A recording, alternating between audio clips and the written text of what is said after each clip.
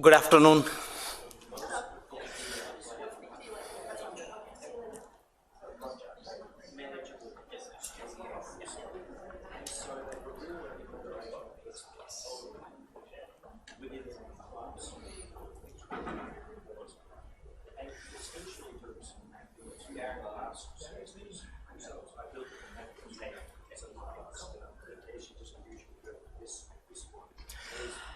Okay, postprandial period after lunch, so it is the challenge time. I'm an academic, I teach pathology at a medical school. Anybody with the academic background here? Not many.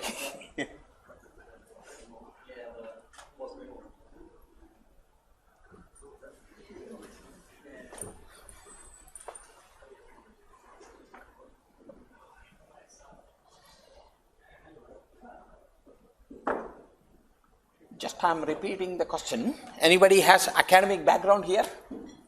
Teaching? One. Yes, thank you. Maybe we can understand the problems of teachers. We are using Blackboard, the old version, but we will be changing over to Ultra next year. They are forcing on us, but we want to keep it the old system simply because we need to learn a lot more on this. Now, I'm using the old version of not Ultra, and some feature which really helped me. I was not a fan of Blackboard, to tell you the fact. It was more IT, complex things for an academic. But it gave me such a beautiful option that one time I hooked onto it, and now for last 7 years I'm using this SCORM objects. So this is my story background. I'm a pathologist by profession. I teach pathology at the medical school in James Cook University. And I call this technology enhanced cognitive scaffolding. It's my own term. The educational term is just cognitive scaffolding, meaning identify a student's problem and provide appropriate support.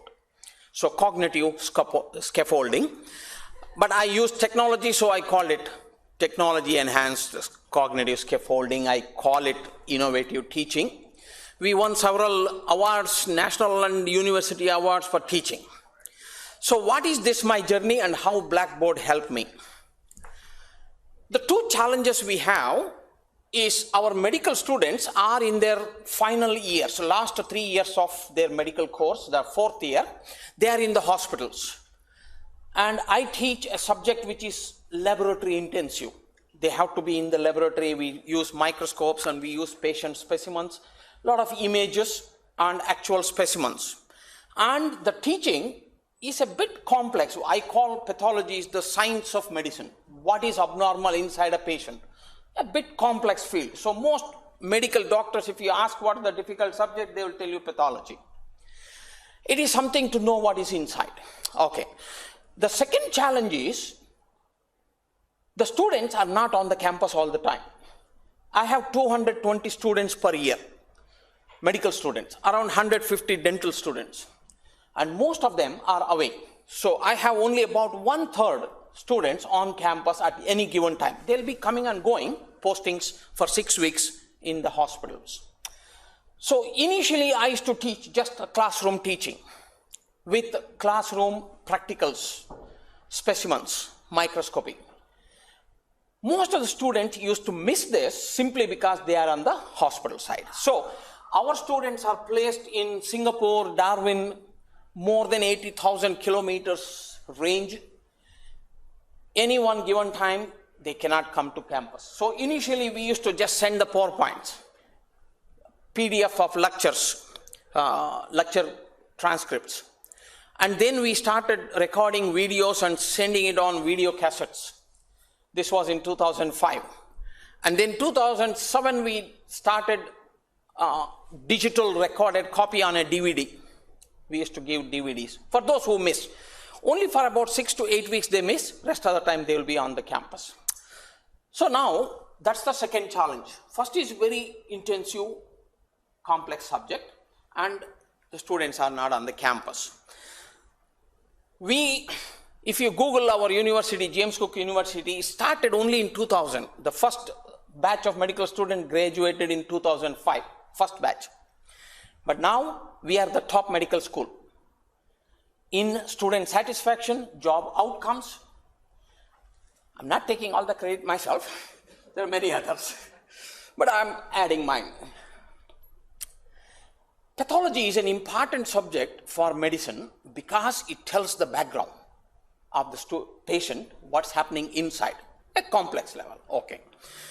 And our university is most innovative. Our admin supported all my crazy ideas, starting from seeing the challenges. I come from India, where I was 27th staff in this department.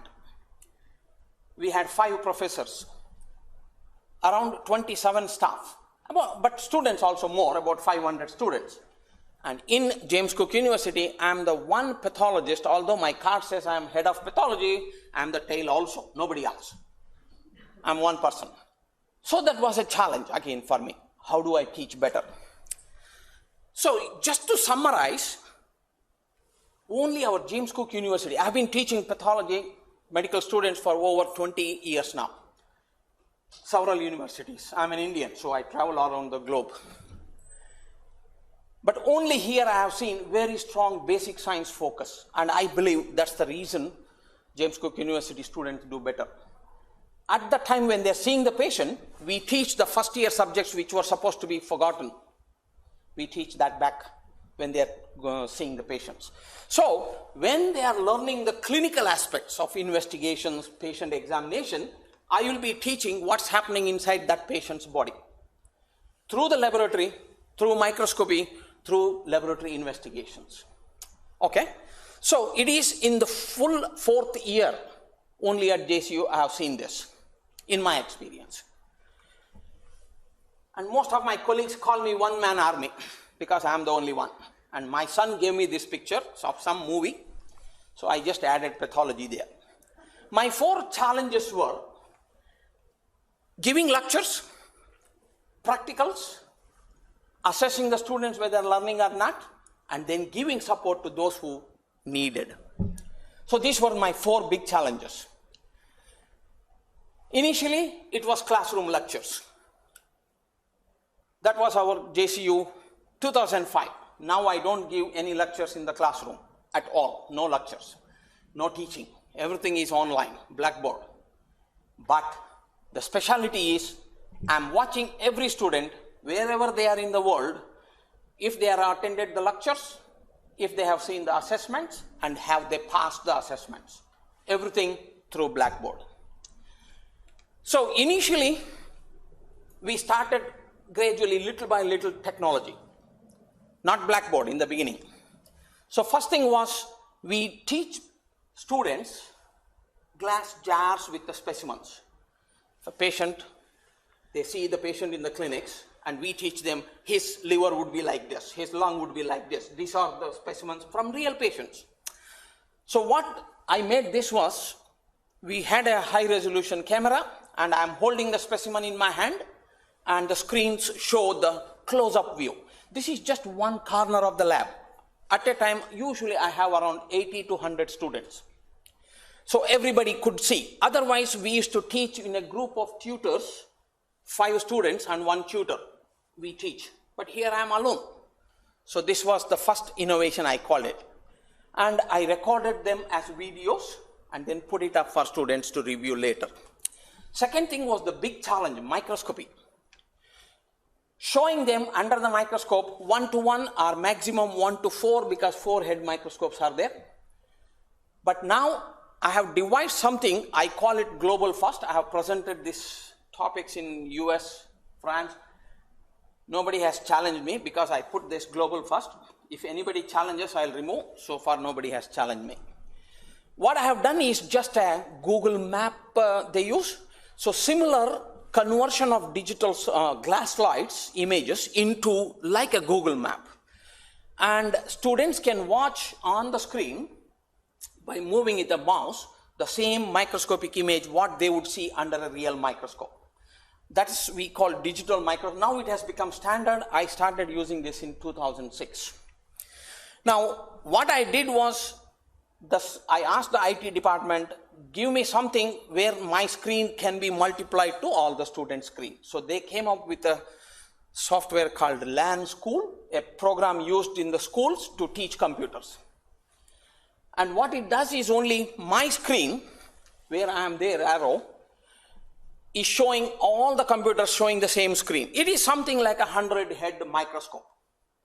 I could teach microscopy alone for 100 students at a time. So this was my second innovation. Third one was, my problem was whether they have understood or not.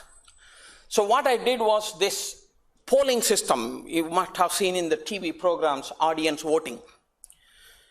I used that and I put up questions on the screen like a multiple choice, and the students click on their remotes. Just like a polling. Actually, it is not an assessment tool, it's a polling tool, but it gave me a tool to identify immediately. Now, when I use this, you can see the students have a discussion, who got it right, who got it wrong. When they got it right, they were happy. When they got it wrong, they were unhappy. So I could have interactivity of 100 students at a time in the class. Now, these three innovations really helped. Our student performance reached 100% pass per year. Except 1 or 2 years, we still have difficult students. But our student performance increased. Now, my next challenge was, how do I do this for the rest of the students? I could do this only for 1/3 of students who could come to the class. I was recording and putting in the videos, but it was useful only for those who had attended. So, what I did now is now Blackboard. What I thought at that time, 2008, I thought, how do I do this to rest of the students without not able to attend the class? So I just thought in my mind, how can I get this onto a computer, the lecture recorded, but one-to-one. I sit and talk to my computer just like a class and record it clean, without any background noise, without the students asking questions or anything. And then put this up for students and have a feedback. And that's where the Blackboard gave me the help. All to do remotely, okay? So I call this technology enhanced cognitive scaffolding. I did an online course in Coursera at that time, and it gave me a lot of ideas. First thing was, students don't have that patience to go through the videos longer, just like a classroom lecture. I used to take 2-hour lectures. Now it is only 10-minute videos I put up. So now I am showing this because I cannot take real patient pictures, so I am using just an example. The clinicians are there, the student is at the back, and the clinicians are explaining about the patient, the clinical features. I am providing short interactive videos of what's happening in the patient to the student through mobile devices, computers. They can access through Blackboard. Pathology in the pocket, I call this. Okay, and I'm playing a video which is about 5 seconds clips of one chapter. Okay, so just his breathing is labored, suggestive of small airway obstructions. The lung appears dark. Now, what happens in COPD? And this leads to lack of elastic recoil. Chronic bronchitis, bronchial wall, and a COPD patient showing all these things lead to narrowing. Radiological appearance of the carbon pigment, dark black lung with multiple black spots in the center of each lobule. So that's known as centrilobular emphysema. So chronic bronchitis is with inflammation, mechanical obstruction, whereas pure emphysema is functional obstruction. Okay, thank you. Now, this is totally about an hour lecture in about 6 to 8 segments. I put it up online, but these videos are special, not simple videos. Every time the student watches this video, The video stops at every 5 minutes approximately. I make it to stop. Ask questions. The video questions will pop up in the video. Only when they answer, it will go to the next part of the video. His breathing is labored, suggestive. Yeah. Now this is the Blackboard. I'll not go into details. You people more know well. Now what I'm showing is one interactive video. When the students are watching, when the player head comes to the dots where the quizzes are, it will stop the video and ask the question. And the students simply click on the correct answers or whatever answers. I usually make it non-accessible. This is only for their self-learning, but for me to know whether they are watching and learning. So the video will continue only when they answer, not necessarily correct. And then it will continue, and then I get this from the grade center. Automatically the results go into the grade center, and if you see some of the clock marks, that means students are still taking. Then the percentage marks will come. I will have an option to email selected students. So I usually just sort it out, and the bottom 5% I send out an email. This way I am checking their performance, whether they are attending, whether they are learning. So this, I think Blackboard calls it SCORM objects. So these are interactive videos, and I use Camtasia Studio software to create these videos. It's a simple screen recording, but ability to add questions. Now, I'm coming to the end of this. Many times whenever I talk about my teaching, my colleagues say, oh, how can you make them a doctor by just watching the screen? Is it not something like this? Where is that personal touch? How do you teach? So, students learning from computer, the general opinion is this. Nothing wrong, of course. That's what we come out with when we say use technology. But actually our mind is not a technology. I tell technology is just a tool to bring my lecture to them through the media. Still they are watching me. They are listening to my lecture. They are seeing what I am showing them. So it is still a personal one-to-one teaching. It's just that the technology is helping them access it wherever they are. They don't need to come to the class. So I call this blended learning. Now we call this as blended learning, wherein all my teaching is now cancelled in the classroom because there were complaints that students outside were missing the lectures, and the student on the campus had an advantage according to students. And then our team, faculty, we decided let everybody be same. Means I teach students in Cairns, Darwin, Singapore, and Townsville, the main campus. So now everybody gets online. I'm sitting here or standing here. My lectures are going on. Tomorrow I'm taking a review session. So every week I take one review session. And during the review session, I don't teach. I only ask questions. Have you learned this? These are the typical exam questions. So I call this digital technology is only a tool. It's actually I'm teaching. So it is still personal. And then because I know their performance every day, I know my students' performance. So what I started doing, send out an email to the bottom 5%. Grade center shows your results are below class average. If you need help, contact me. Simple, that's all. And it could be just technical. Maybe they did not have access to internet. Whatever it is, giving them the responsibility. If they need, they will contact me. And then I started this called Winners Club. That's just a personal coaching class for those who really contact me. Oh, Shashi, I need help. For them, I invite, and then we take one-to-one discussion. What is their problem? Usually just a parental advice rather than really teaching them again. Now these are some of their actual replies. And they join Winners Club. The last 5%, I usually don't bother about the 95% who are already good enough. I don't need to do anything for them. And then before last year, I thought everybody uses WhatsApp, everybody uses FaceTime, Facebook. Why not we use for learning? And then our IT department came up with Yama. Yama is Microsoft's same as WhatsApp, but it is through the university system, the university login. So we'll have a security and other things, whatever. The students are automatically enrolled. Now we started this, and they can ask me questions anywhere they are in the world through messages. I also put questions. It has a facility for questioning.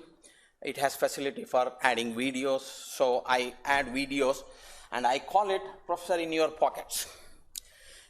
Whenever you need help, just message me. Now, this is the point I was talking about, university rankings. If you see, James Cook University is the top, statistically, okay? It's not my statistics. Student satisfaction and graduate job outcomes.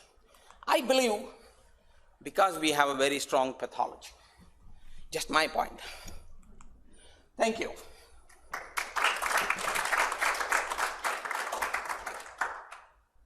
Any questions? Yes. What do you think is the next innovation?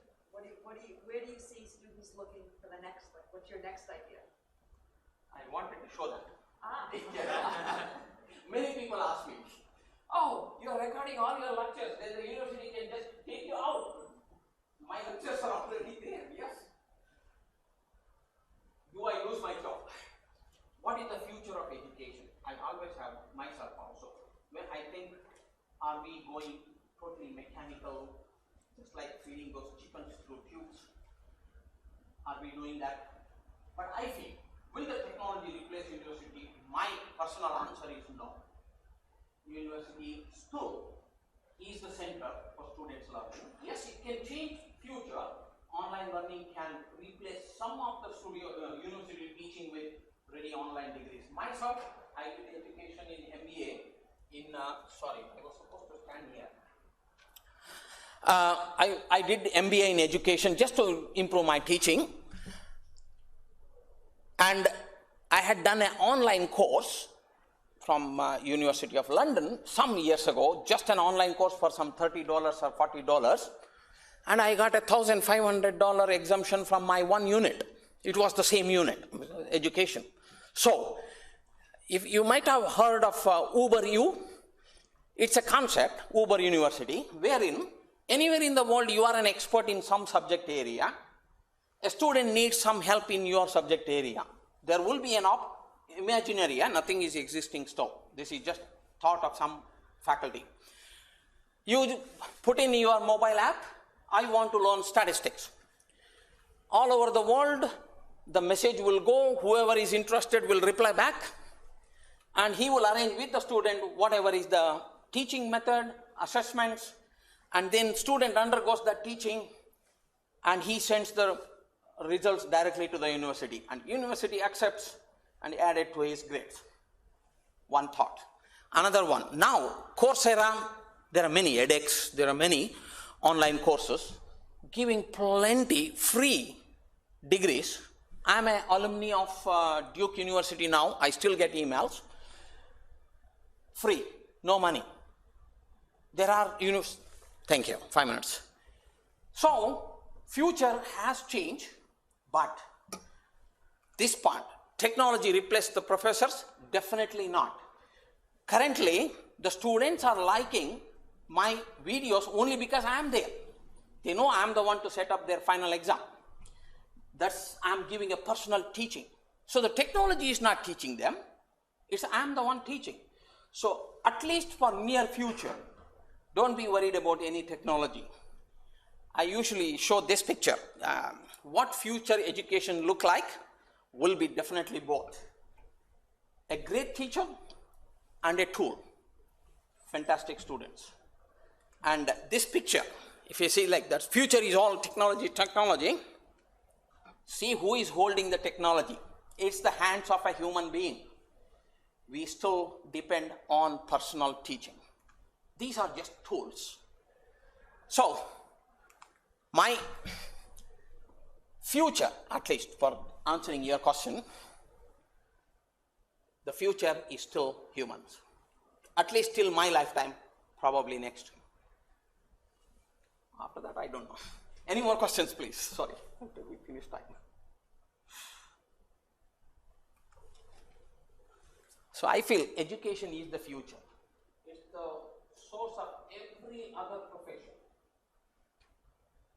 If education is good, I'm not talking of only medical or technical education, personal and value education. To be a good human being, that's more needed in our modern societies. Technology is just like a tool, like an atom bomb. If it goes in a good hand or a bad hand, we usually don't talk much about values. But I talk a lot about values in all my lectures. Every 5 minutes of my lecture, there is one quotation slide of personal improvement, being a good human. Thank you.